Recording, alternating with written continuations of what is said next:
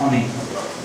Segunda carta de Paulo aos Tessalonicenses, capítulo 2, versículos 1 em diante, nos diz assim: Irmãos, no que diz respeito à vinda de nosso Senhor Jesus Cristo e a nossa reunião com Ele, nós vos exortamos a que não vos demovais da vossa mente com facilidade, nem vos perturbeis, quer por espírito, quer por palavra, quer por epístola, como se procedesse de nós, supondo tenha chegado o dia do Senhor. Ninguém de nenhum modo vos engane, porque isto não acontecerá sem que primeiro venha a apostasia e seja revelado o homem da iniquidade, o filho da perdição, o qual se opõe e se levanta contra tudo o que se chama Deus ou é objeto de culto, a ponto de assentar-se no santuário de Deus, ostentando-se como se fosse o próprio Deus. Não vos recordais de que ainda convosco eu costumava dizer-vos estas coisas, e agora sabeis o que o detém, para que ele seja revelado somente em ocasião pronta. Com efeito, o mistério da iniquidade já opera, e aguarda somente que seja afastado aquele que agora o detém. Então será de fato revelado o iníquo, a quem o Senhor Jesus matará com o sopro de sua boca, e o destruirá pela manifestação de sua vinda. Ora, o aparecimento do iníquo é segundo a eficácia de Satanás, com todo o poder e sinais e prodígios da mentira, e com todo engano de injustiça aos que perecem, porque não acolheram o amor da verdade para serem salvos. É por esse motivo, pois, que Deus desmanda a operação do erro para darem crédito à mentira, a fim de serem julgados todos quantos não deram crédito à verdade, antes, pelo contrário, deleitaram-se com a injustiça. Senhor, nós te damos graças nessa noite por aqui estarmos reunidos como família tua, Senhor. Te dou graças pela vida de cada irmão que aqui veio. Te dou graças, Pai, por essa comunhão, pela tua palavra que fala conosco, Pai, porque nós podemos alegrar os nossos corações através dos louvores que a ti foram entoados. E agora, Senhor, a tua palavra que é soberana, ela é santa, ela é infalível, ela é eficaz, que ela fale cada coração, segundo a nossa necessidade, segundo aquilo, Senhor, que está proposto por Ti. Muito obrigado, Senhor Jesus. E que nessa noite nada nos atrapalhe de ouvirmos a Tua voz, seja qualquer interferência no som, seja qualquer interferência em equipamentos, nós desde já repreendemos e declaramos, Pai, a Sua voz nessa noite, bem audível e entendível para todos, em nome de Jesus. Amém. Amém, queridos? Eu não sei quantos ficaram sabendo, nessa sexta-feira que passou, que o mundo iria acabar. Quantos ouviram essa notícia? O fato que ocorre é que pela segunda vez, um pastor americano, ele preveu para esse ano o fim do mundo. Primeiro ele havia previsto para o dia 21 de maio.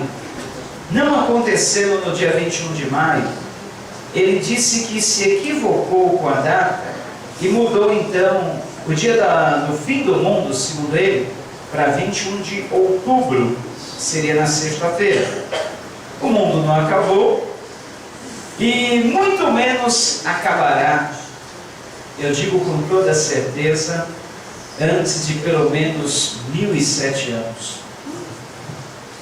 Esse mundo vai longe ainda, irmãos. O mundo não vai acabar assim. A volta do Senhor Jesus Cristo, ela pode acontecer hoje. A volta do Senhor Jesus Cristo pode acontecer ainda esse mês. A volta do Senhor Jesus Cristo pode acontecer esse ano. Mas para o mundo acabar, se Jesus Cristo voltar hoje, ainda vai demorar mais de 1007 anos. Por quê? Porque a volta do Senhor Jesus Cristo ainda não é o fim do mundo. O Senhor Jesus Cristo volta. Ele não pisa na terra. Ele atrai a sua igreja, que vai estar com Ele na glória. Durante 7 anos, esse mundo estará uma verdadeira tribulação. Muitos cataclismas, muitos fatos, fenômenos da natureza acontecerão, mas o mundo não irá se acabar. 1/3 do mundo será destruída, 1/3 da humanidade, mas o mundo todo não acaba. Porque depois desses 7 anos da grande tribulação, Jesus Cristo vem para reinar nessa terra, nesse mundo mesmo. Acontecerão 1000 anos, que na Bíblia é chamado de 1000 anos de paz, o milênio. E durante esses 1000 anos haverá o governo do próprio Senhor Jesus Cristo nessa terra. Ao final dos 1000 anos, Satanás, que estava preso, será solto. Acontecerá uma rebelião novamente contra Deus na terra. E aí então haverá o julgamento final, e tudo o que há nessa terra, como o próprio apóstolo Pedro falou, será desfeito pelo fogo. A Bíblia diz que os elementos ardendo em fogo se desfarão, tudo será destruído, e novos céus e nova terra serão criados. Agora, os irmãos percebem o que a falta de entendimento, a falta de conhecimento das Escrituras faz. Eu vejo uma humanidade hoje escarnecendo com relação à volta de Cristo, exatamente como o apóstolo Pedro, ele previu há 2000 anos atrás, que esta geração estaria dizendo assim: mas onde está esse fato que desde criança nós ouvimos, que o Senhor Jesus Cristo voltaria, que aconteceriam todas essas coisas, e nós não estamos bem? A Bíblia nos diz que um dia para o Senhor é como 1000 anos, e 1000 anos é como um dia. O Senhor, ele retarda a sua volta, não querendo que nenhum de nós se perca, mas que todos nós venhamos ao arrependimento. Então, se o Senhor Jesus Cristo demora, é uma oportunidade para que todos venham se arrepender. Todos os seus familiares já foram salvos? Todos os amigos, conhecidos, pessoas que você ama, já foram salvos? Creio que não. Graças a Deus que Jesus não voltou ainda. Porque se ele voltasse, seus amigos, parentes, conhecidos, que você tanto ama, não estariam salvos. Porque a palavra do Senhor Jesus Cristo, em João 1,12 diz: mas a todos quantos o receberam, deu-lhes o poder de serem feitos filhos de Deus, a saber, os que creem no seu nome. E em Romanos nos diz que se com a nossa boca confessarmos que Jesus Cristo é o Senhor, e em nosso coração crermos que Deus o ressuscitou dentre os mortos, seremos salvos. É preciso no nosso coração crer em Jesus Cristo como nosso Senhor. É preciso no nosso coração crermos que Jesus é o nosso dono. É preciso no nosso coração crermos que Jesus Cristo ressuscitou dentre os mortos, recebermos o Filho de Deus, aí então seremos salvos. Efésios 2, 8 e 9 diz: pela graça sois salvos, mediante, por meio da fé. E isto é dom de Deus, não vem das obras, para que ninguém se glorie diante de Deus. Então, amados, a fé é um presente de Deus, é um dom de Deus. Ela não vem através de obras, mas ela vem através da graça. É pela graça, é por graça, é de graça que nós somos salvos. E então nós podemos dizer que um novo nascimento aconteceu em nós. Quando recebemos a Jesus Cristo pela fé, cremos nele, nós mudamos. Não é uma mudança exterior, não é uma mudança de aparência, mas é uma mudança de dentro para fora. O Espírito Santo vindo habitar em nós, a palavra do Senhor diz que o Espírito Santo gera um fruto, ou o fruto do Espírito, que é amor, alegria, paz, longanimidade, benignidade, bondade, mansidão, fidelidade ou temperança. Todas essas coisas brotam dentro de nós e nos tornam pessoas diferentes. Aí você sabe que houve uma transformação na tua vida. É como se fosse um novo nascimento. Você passa a ser uma pessoa que tem o Espírito Santo de Deus. O Espírito Santo está habitando em você. E aí você tem a certeza que você é salvo.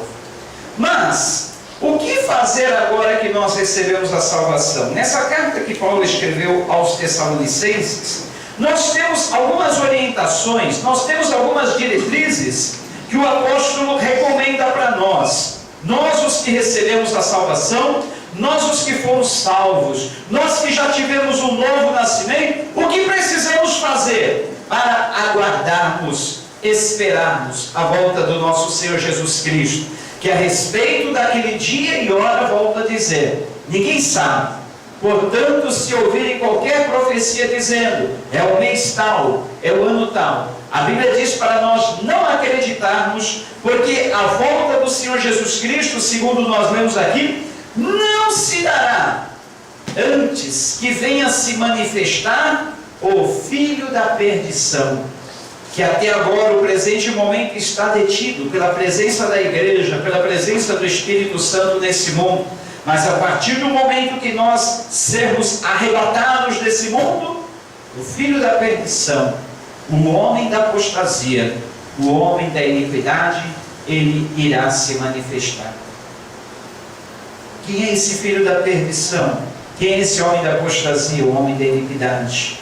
O anticristo, o falso profeta, aquele que nega Cristo, aquele que vai estar enganando, se possível for, a toda a humanidade, mas os salvos, eleitos, escolhidos de Deus, que somos nós, que temos a marca do Espírito Santo, temos o selo do Espírito Santo, jamais seremos enganados, ainda que através da vida desse homem, prodígios sejam feitos, ainda que milagres, ainda que ele venha fazer descer fogo do céu, nós, os escolhidos de Deus, jamais poderemos ser enganados. Mas quais os conselhos o apóstolo Paulo ele nos transmite para que nós vivamos nesse presente momento? Exatamente no capítulo 3 da segunda carta aos Tessalonicenses diz: nós vos ordenamos, irmãos, em nome de Jesus, que vos aparteis de todo irmão que anda desordenadamente, não segundo a tradição que de nós recebestes. Pois vós mesmos estáis cientes do modo por que vos convém imitar-nos, visto que nunca nos portamos desordenadamente entre vós, nem jamais comemos pão à custa de outrem. Pelo contrário, em labor e fadiga, de noite e de dia trabalhamos a fim de não sermos pesados a nenhum de vós. Não porque não tivéssemos esse direito, mas por termos em vista oferecermos exemplos em nós mesmos para nos imitarmos. Porque ainda convosco vos ordenamos isso, que se alguém não quer trabalhar, também não coma, pois de fato estamos informados de que entre vós há pessoas que andam desordenadamente, não trabalhando, antes se intrometem na vida alheia. A eles, porém, determinamos e exortamos no Senhor Jesus Cristo, que trabalhando tranquilamente comam o seu próprio pão. E vós, irmãos, não vos canseis de fazer o bem. Caso alguém não preste obediência à nossa palavra dada por epístola, notai-o, nem vos associeis com ele, para que fiquem envergonhados. Todavia não o considereis por inimigo, mas adverti-os como irmão. Ora, o Senhor da paz, Ele mesmo vos dê continuamente a paz em todas as circunstâncias. O Senhor seja com todos. Amém? Irmãos, na segunda carta que Paulo escreveu aos Tessalonicenses, ou melhor, nós estamos na segunda, agora na primeira. No capítulo 4, além dessa orientação, dessas orientações que o apóstolo Paulo transmitiu, porque ele fala a respeito disso aqui que nós lemos? Porque naqueles dias, já no primeiro século da vida cristã, da era cristã, os primeiros discípulos achavam que Jesus Cristo estava para voltar naqueles dias. Alguns já nem queriam mais trabalhar, estavam dizendo o seguinte: bom, já que Jesus Cristo vai voltar, eu vou mais é ficar só lendo a Bíblia, só orando, aguardando a volta do Senhor Jesus Cristo, porque Ele vai voltar mesmo, não vamos precisar estudar, não vamos precisar trabalhar, não vamos precisar fazer mais nada, a não ser reunirmos com os irmãos e orarmos. Bom seria, mas Cristo, Ele não voltou no primeiro século, e nós já estamos no século 21, e ainda não aconteceu a volta dele. Então, como é que nós devemos viver nesse mundo?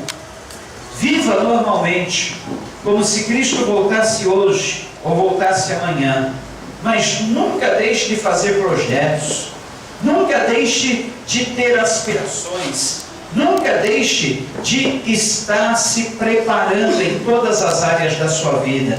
Nós não devemos ser fanáticos. No ano de 1999, quantos se lembram que houve toda aquela celeuma em torno do bug do milênio?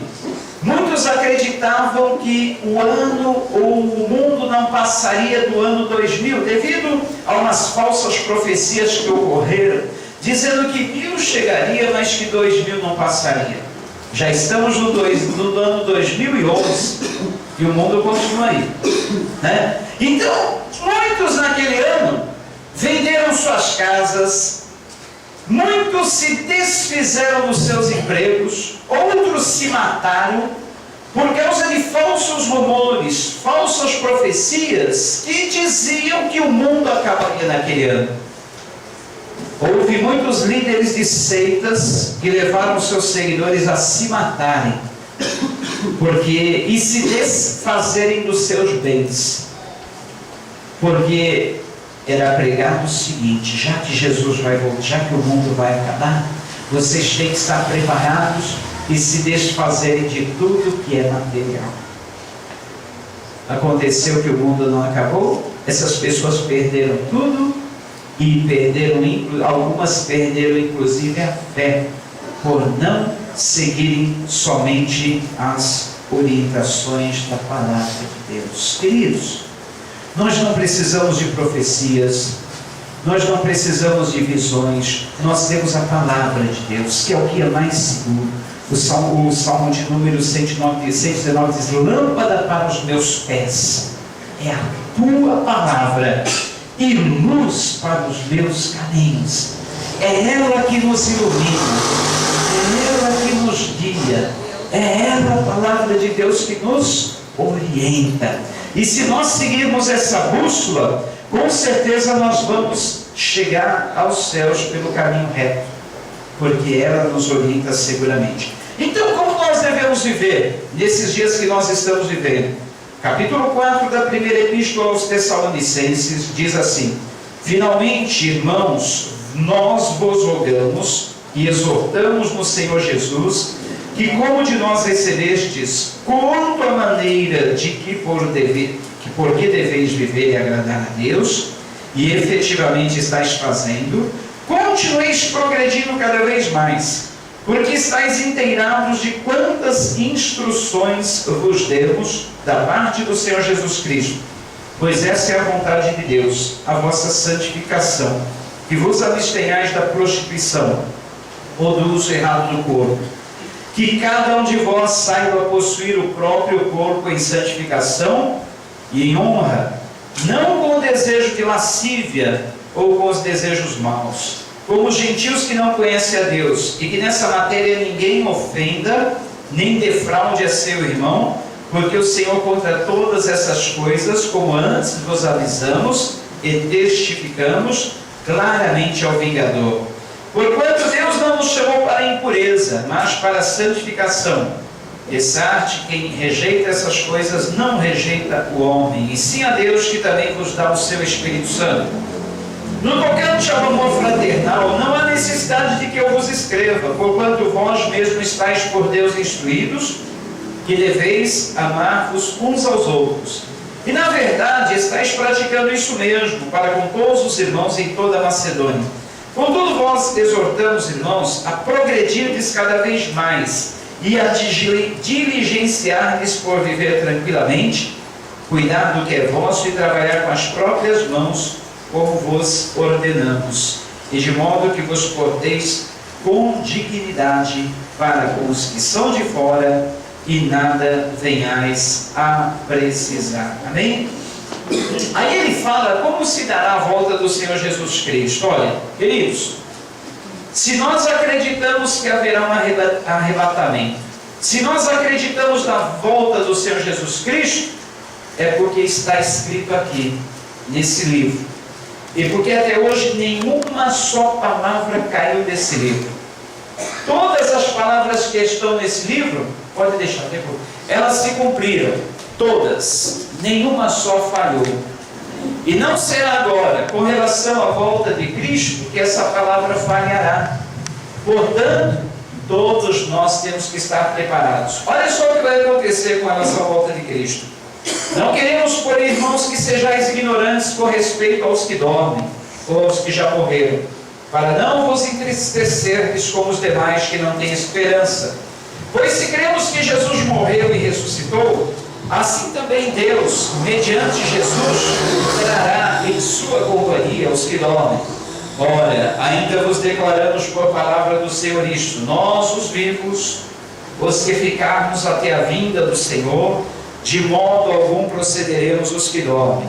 Porquanto o Senhor mesmo, dada a sua palavra de ordem, ouvida a voz do arcanjo e ressoada a trombeta de Deus, descerá dos céus, e os mortos em Cristo ressuscitarão primeiro. Depois nós, os vivos, os que ficarmos, seremos arrebatados juntamente com Ele entre as nuvens, para o encontro do Senhor nos ares. E assim estaremos para sempre com o Senhor. Consolai-vos, pois, uns aos outros com estas palavras. Ora, nesta palavra aqui nós temos um consolo, ou todos aqueles que já perderam algum familiar, todos aqueles que já tiveram um ente querido que já partiu, há essa palavra de consolo, para nós não ficarmos tristes, não ficarmos desconsolados, porque estes que partiram com Cristo, um dia ressuscitarão. E antes de nós sermos arrebatados, eles ressuscitarão.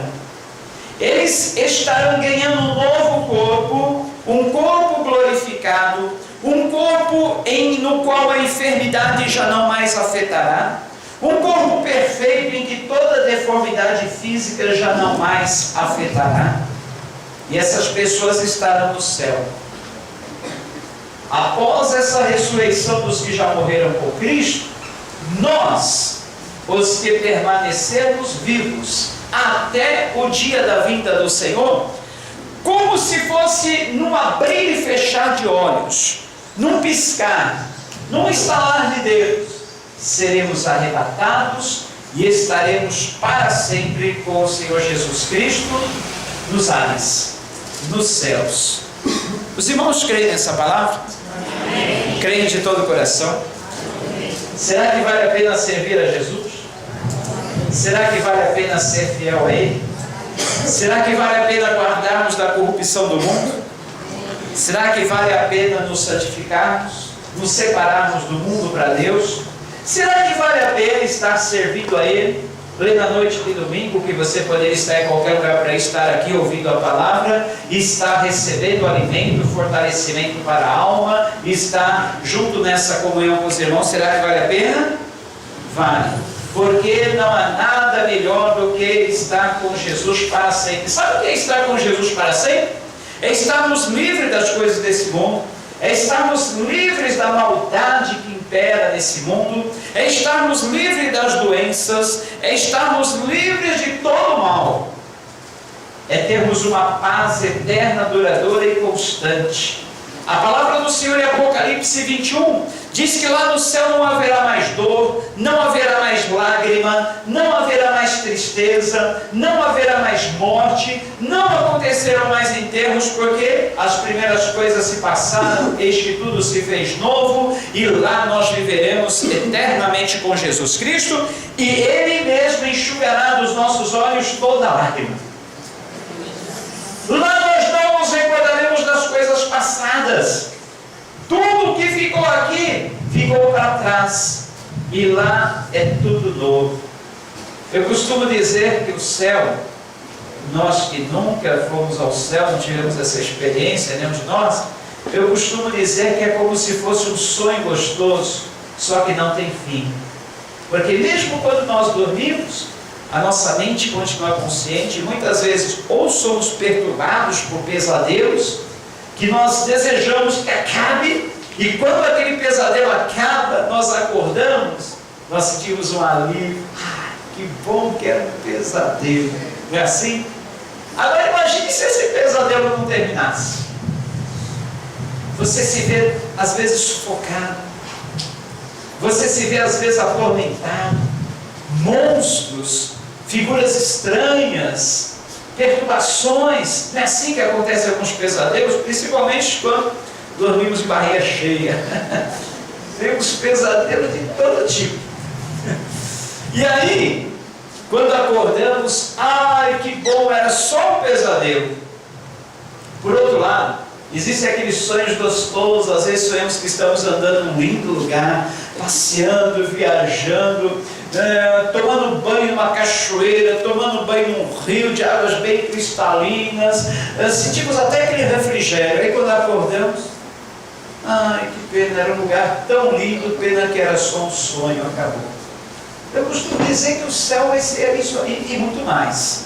Eu estou só falando uma parte, mas vai ser muito mais. Porque nós só não vamos estar em espírito, não vamos estar numa consciência, mas nós vamos estar num novo corpo. Vai ser algo, uma outra dimensão. Vai ser algo que nós não compreendemos. O apóstolo Paulo, que foi arrebatado até o terceiro céu, ele disse que lá ele viu coisas inefáveis, que não é lícito nem contar. Ele não tinha palavras para contar. E a palavra do Senhor disse que aquilo que nunca foi visto por olhos humanos, nunca foi ouvido, nunca sequer chegou ao coração humano, são as coisas que Deus tem preparado para aqueles que o amam. Então, não adianta nós tentarmos descrever em palavras o que é o céu.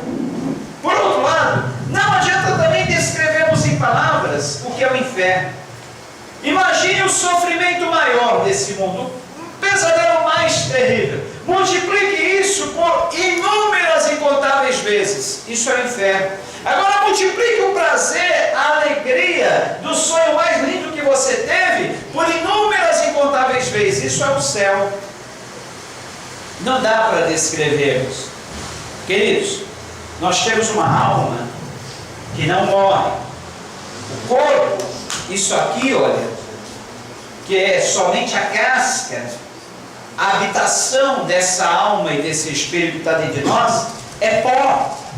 17 elementos químicos que estão na terra estão presentes no nosso corpo: ferro, silício, manganês, chumbo e estanho. Você tem aí alumínio, você tem aí 17 elementos químicos da terra no corpo. É pó, é terra. Por isso que quando morremos, o corpo é enterrado na terra, volta para a terra, volta para o pó e vira pó.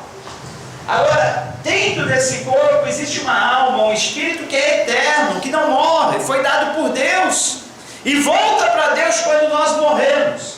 E somente Deus é que determina o destino desse espírito e dessa alma que nós temos.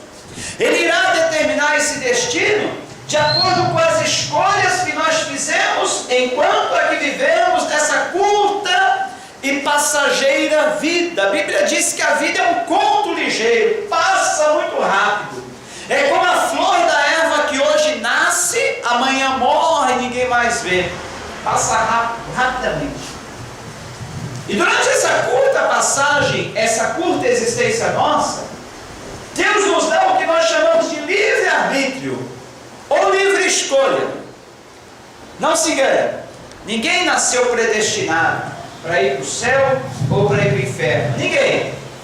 Deus, Ele quer que todos nós venhamos à salvação, tenhamos a salvação.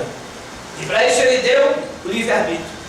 Deus, na sua presciência, ou a sua onisciência, o poder de saber todas as coisas, Ele de antemão já sabia que hoje nós estaríamos aqui. Ele de antemão já sabia que nós não rejeitaríamos o Filho dele. Ele de antemão já sabia que nós creríamos na sua palavra.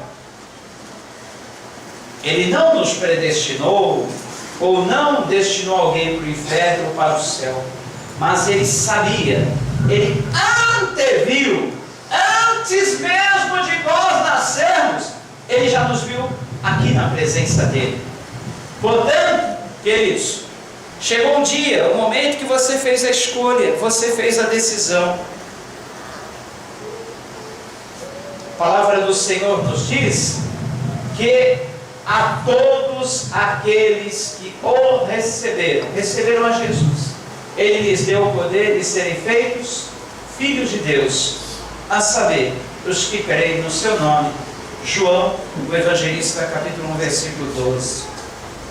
Não se engane, toda a humanidade é criatura de Deus, mas a partir do momento que crê no Senhor Jesus Cristo como Filho de Deus, o Salvador que devia vir desse mundo, passa a ser filho.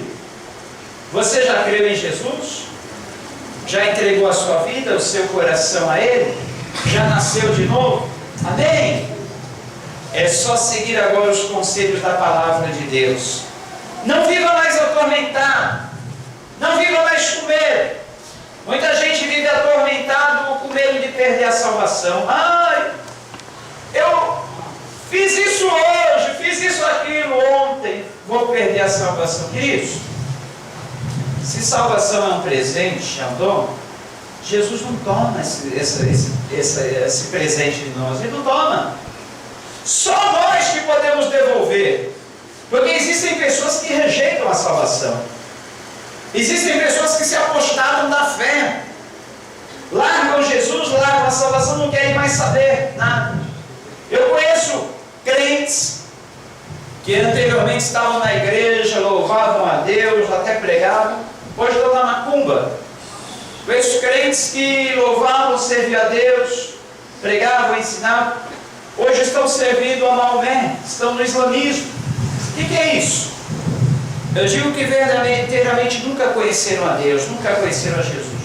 Porque a partir do momento que nós conhecemos a Deus, conhecemos a Jesus, nós o amamos de uma tal forma porque Ele nos amou primeiro, e nós não temos coragem de abandonar esse Jesus. O apóstolo Pedro, no Evangelho segundo escreveu o evangelista João, no capítulo 6, ele diz: Senhor, para onde iremos nós, se só Tu tens as palavras da vida eterna? Para onde iremos? Não temos escapatória. Esse mundo não nos oferece nada. Esse mundo não nos dá esperança. Esse mundo não tem uma palavra de consolo. Esse mundo não tem uma palavra de conforto. Esse mundo não tem uma palavra de orientação. Para onde iremos nós, Senhor? Só Tu tens as palavras de vida eterna. É por isso que nós não temos coragem de abandonar, renegar esse Jesus que nos deu tanto amor. A Bíblia nos diz que Ele nos amou primeiro, por isso que nós o amamos. Eu creio que aqui ninguém está aqui com medo de ir para o inferno, ou ninguém está aqui com medo de ser castigado por Deus se aqui não estiver. Todos estão aqui somente por amor a Jesus Cristo, que nos amou primeiro, que entregou a sua vida por nós, que derramou o seu sangue por nós, e por isso nós devemos viver para Ele. Não é assim? Porque esse presente que você recebeu, esse dom da salvação, você não perde jamais, não perde jamais, a não ser que você devolva, a não ser que você entregue, a não ser que você se desfaça de dizer: não, eu não quero mais saber desse Jesus, eu não quero mais saber da salvação, eu não quero mais saber das coisas de Deus. Mas no contrário, ninguém toma das suas mãos. A palavra do Senhor, João capítulo 10, diz que nós somos ovelhas do Senhor, ovelhas do seu pasto, e ninguém nos arrebata, ninguém nos arranca das mãos dele, ninguém. Você compreende? É por isso que aqui também nós não pregamos religiosidade, fazer as coisas somente por um hábito, por um costume, mecanicamente, como se fosse um dever nosso para irmos para o céu. Não precisamos fazer mais nada, porque Ele já fez tudo por nós. Nós não fazemos nada para merecermos a salvação, porque por mais que nós fizéssemos, nós nunca mereceríamos. Nós só fazemos, e tudo que nós fazemos é por gratidão a Ele, que nos deu a salvação. De mim vocês nunca vão ouvir falar assim: olha, você tem que fazer isso para você ser salvo, você tem que fazer isso para ir para o céu, você tem que agir assim. Não! Ninguém faz nada para obter o céu, a salvação. Não é por merecimento, não é por obras, segundo nós lemos em Efésios 2:8-9. Mas tudo o que nós fazemos é por gratidão ao homem que deu a sua vida por nós, ao homem que morreu por nós na cruz, ao homem que derramou o seu sangue por nós. Você é grato a Ele? Não se afaste dEle, não saia da presença dEle, ande com Ele, a todo momento, a todo instante, esteja com o seu pensamento ligado nele. Veja esse mundo através da ótica da visão dele. Como é que ele vê esse mundo? Tem pessoas que querem fixar residência eterna na terra. Tem pessoas que pedem até para que Jesus demore um pouco para voltar, porque querem curtir mais esse mundo, querem curtir mais essa vida. Eu não sei aonde encontra motivos para querer curtir demais esse mundo, porque a melhor curtição para nós será estarmos eternamente com Jesus. Lendo ainda a palavra, queridos, eu separei mais alguns textos. Primeira carta aos Tessalonicenses, nós lemos o capítulo 4, mas nós temos aqui, queridos,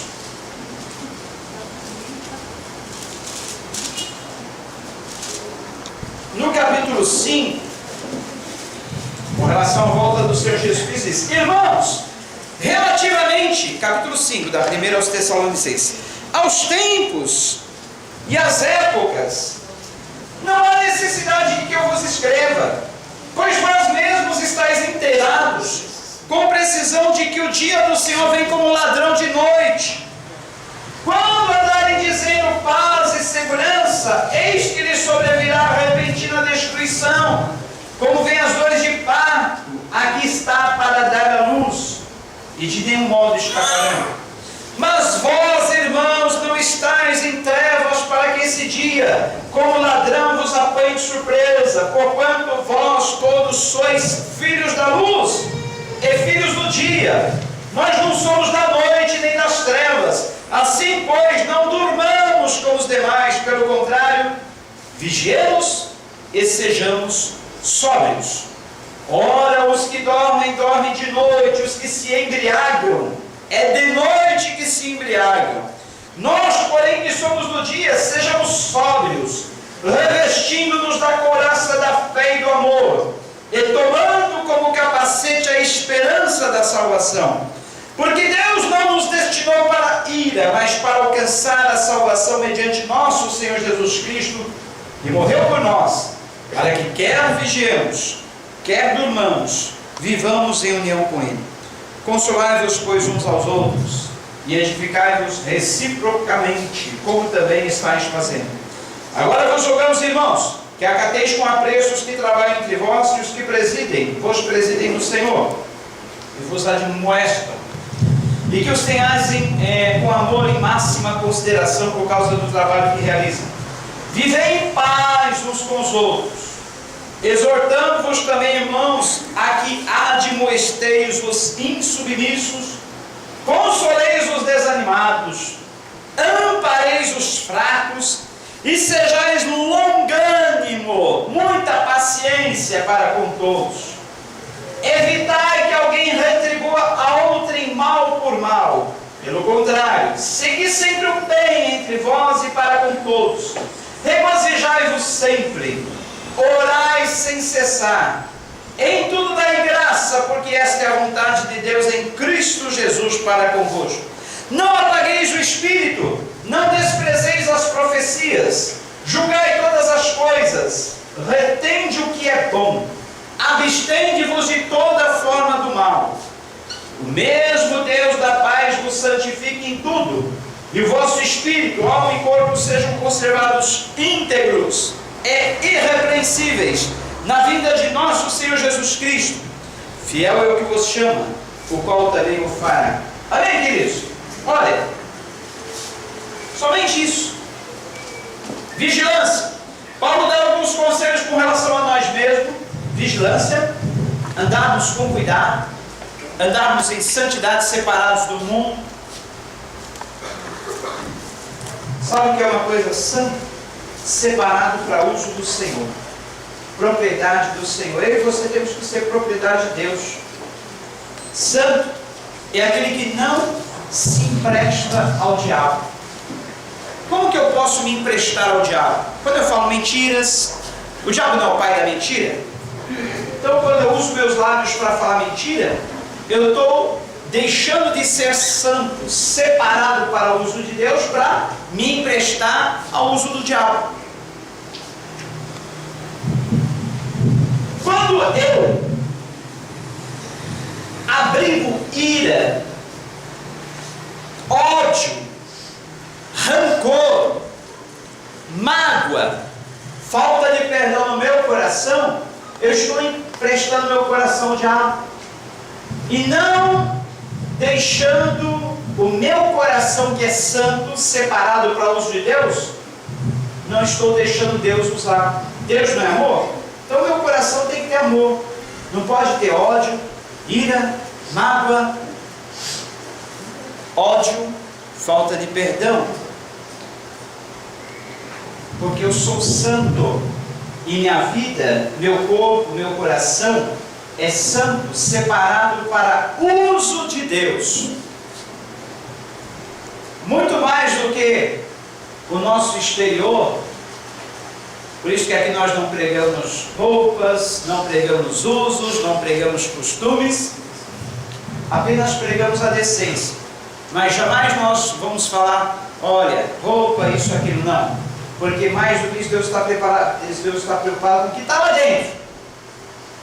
Se no teu coração tem ódio, tem ira, se na tua boca tem maledicência, se você tem inveja, se você tem ciúmes, se você tem aquilo que seja homicídio, assassinato, você nunca matou alguém, mas no seu pensamento você deseja que as pessoas não tenham mais é que morrer, você odeia as pessoas, você abriga a ira, seu coração é cheio de homicídio. Compreende? Deus é amor. Deus é justiça. O Senhor Jesus Cristo, Ele ama a todos. Ele diz para nós não julgarmos uns aos outros, mas para nós examinarmos a nós mesmos, cuidarmos da nossa vida, não ficarmos olhando o defeito de um, defeito do outro, mas olhar para a nossa própria vida. Porque Ele não nos designou para juízes. Ele fala que juiz é somente um, que é Deus. Nós, como seus santos, separados de uso exclusivo para Ele, devemos ter o amor no nosso coração. Você nasceu de novo, o fruto do Espírito está na tua vida. A primeira coisa que manifesta é o amor.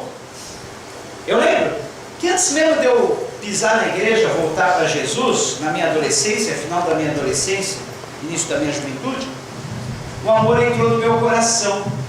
Eu era uma pessoa cheia de ódio, ira, revolta. Deixasse, eu queria brigar com todo mundo. Se fosse possível, eu saía chutando todo mundo. Eu mesmo, na minha adolescência, aquela ira, meus 18 anos, revoltado. De repente, devido às orações de minha mãe, e pelo fato de eu querer uma mudança, eu comecei a abrir meu coração, eu comecei a meditar em alguns versículos da palavra, e antes mesmo de eu pisar na igreja, ou no templo, o amor de Cristo já começou a entrar no meu coração. Por isso que eu fui para o templo, por isso que eu fui para o local, prédio, físico, assim como essa igreja, buscar Deus. Porque o amor dele começou a entrar no meu coração. Eu percebi que eu já não estava mais com aquele coração carregado de ira, rancor, raiva. Mas começou a entrar um amor no meu coração. Em vez de estar andando reclamando pelas ruas, meu trabalho é andar pelas ruas lá em São Paulo. Todos sabem que ali é muito cheio de gente, né? Eu queria sair chutando todo mundo, empurrando todo mundo. Raiva, ódio. Bastava olhar para mim, eu já estava fuzilando de raiva. Mas de repente eu comecei, alguma coisa começou a mudar em mim. Da minha boca já não estava mais saindo palavrões, ou revolta, ou ira. Começava a cantar no meio da rua. Começava a cantar. E canções que eu estava até compondo ali na hora, falando sobre amor, falando sobre alegria, sobre um novo viver. Que era isso? Já era o Espírito Santo fazendo brotar o fruto do Espírito: amor, alegria, paz, longanimidade, grande paciência, bondade, fidelidade, temperança. O Espírito Santo, quando habita em nós, ele nos acalma, ele nos domina, ele nos consola, ele nos conforta. Pode ver, pessoas que antes eram do jeito e aconteceu o que nós chamamos de conversão, mudaram repetidamente. Você conhece pessoas assim? Você tem pessoas ao seu lado que eram assim, de repente mudaram. O que é isso? Novo nascimento. É como se morresse aquela velha criatura, aquela velha pessoa, e nascesse uma nova pessoa. É claro, queridos, que ainda não estamos perfeitos. É claro que nós ainda carregamos aquele corpo morto, nós ainda carregamos aquele cadáver nas nossas costas. E vez por outra ele se manifesta. É quando nós falamos que o velho homem se manifesta, porque ainda carregamos ele em nós. Só vamos estar livres dele quando nós estivermos num novo corpo glorificado. Portanto, queridos, é compreensível que vez por outra o velho homem se manifeste na sua vida. Mas o que não é compreensível é que ele sempre se manifeste, é que ele atue mais na tua vida do que o fruto do Espírito. Compreende? Você é uma nova pessoa, uma nova criatura, nasceu de novo, ainda carrega. Paulo ele fala assim: olha, ó miserável homem que sou, desventurado homem que sou, quem me livrará desse corpo podre? Quem me livrará desse corpo morto? Porque lá na antiguidade, os romanos impunham um castigo a todo assassino. Eu já falei isso aqui várias vezes, volto a repetir. Uma das penalidades impostas a um assassino era carregar o corpo do cadáver que ele matou amarrado às suas costas, uma parte do corpo amarrada às suas costas. Se ele feriu a pessoa e matou, cortava um braço podre, amarrava ele às costas da pessoa. E ele carregava aquela parte daquele corpo morto, aquele corpo podre, um bom tempo. Imagine, aquilo fedia, aquilo exalava um odor terrível, aquilo criava bichos. Ele não poderia arrancar de si porque era a punição dele.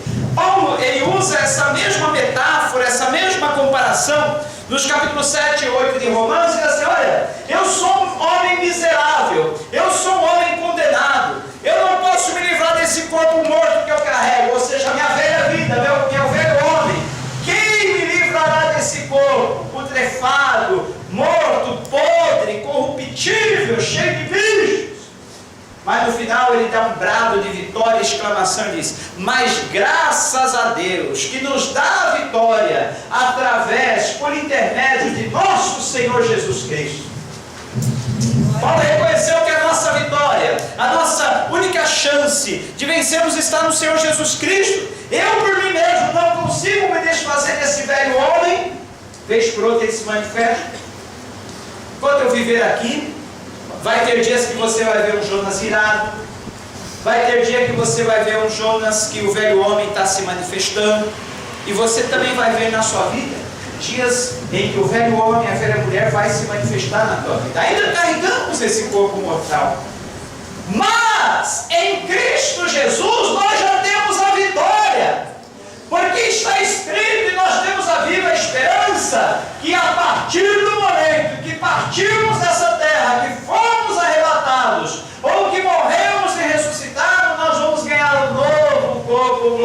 glorificado, um novo corpo imortal, um novo corpo incorruptível, um novo corpo livre de todas essas coisas.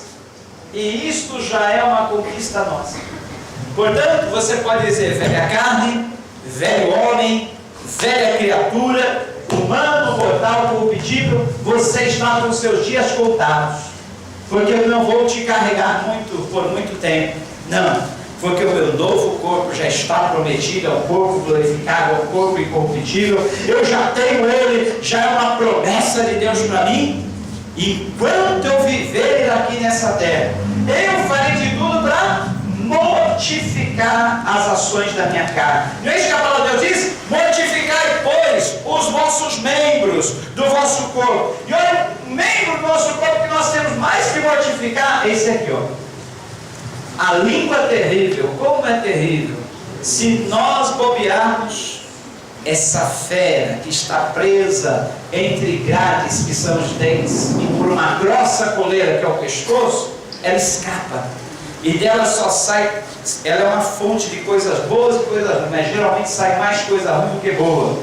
Sai maledicência, sai palavras obscenas, sai palavras torpes, sai palavra que derruba, sai palavra que machuca, sai tudo quanto é veneno. E nós temos que dominar. Paulo fala: mortificai, pois, as obras do corpo, mortificai, pois, os membros do vosso corpo, não os emprestais ao diabo, não deixe o diabo usar as partes do seu corpo que são separadas, santas para ele. Entendeu? Agora, para finalizar, o conselho final é: andai no Espírito, e não cumprireis os desejos ou as concupiscências da vossa carne. O que é andar no Espírito? É fazer de tudo, queridos, para andar com o nosso pensamento, a nossa mente e o nosso coração ligados em Deus. Quanto mais nós andarmos com o nosso pensamento, a nossa mente, o nosso coração ligados a Deus, menos espaço nós vamos ter para essas coisas ruins.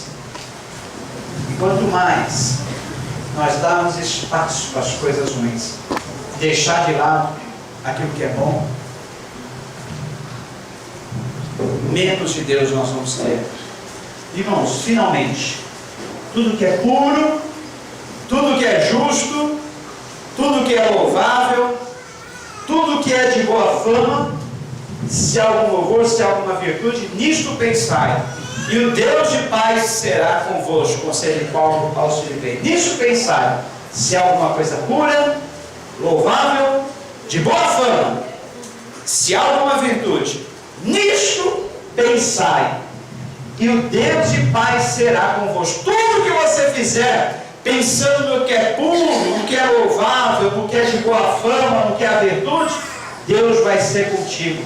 E Deus sendo contigo, olha, você vence em todas as coisas. Somos mais que vencedores por Deus. Vamos ficar em pé? Cadê os levitas, por gentileza?